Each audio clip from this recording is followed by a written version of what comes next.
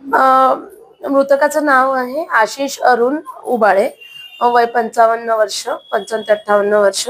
राहणार आहे ते सिंहगड रोड, पुणे. आणि ते लेखक, डायरेक्टर आहेत. आणि त्यांचे बरेच त्यांनी मूव्हीज केलेल्या आहेत. त्यांचे भाऊ जे आहेत, सारंग अरुण उबाळे, वय 50 वर्ष. ते इथे रामकृष्ण मठ आहे धंतोलीमध्ये, तिथे ते सेवेकरी आहे. त्यांना ते काल भेटायला आलेले होते. आणि भेटल्यानंतर त्यांना गेस्ट रूम मध्ये त्यांना ठेवलेलं होतं, रामकृष्ण मठामध्येच. आज त्यांना दुपारी नॉर्मल होते असं त्यांनी सांगितलेलं आहे. दुपारला त्यांचं जेवण वगैरे झालं आणि जेवण झाल्यानंतर ते त्यांच्या रूम मध्ये आराम करायला गेले. 4:30-5च्या दरम्यान जेव्हा हे गेले, सारंग उबाळे त्यांचे भाऊ, तेव्हा त्यांना जे आशिष आहेत मृतक, ते गळफास लावलेल्या स्थितीत दिसले.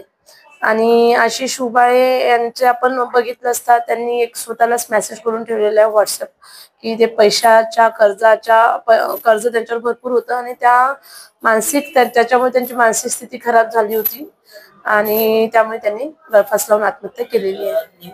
सध्या तरी नाही, त्याचा तपास आम्ही करू आता समोर, की त्यांचं पूर्ण मोबाईल चेक करणं आणि त्यांचे पूर्ण डाटा काढणं, त्याच्यावरून आपल्याला लक्षात येईल की कुठले कर्ज होते, काय होते.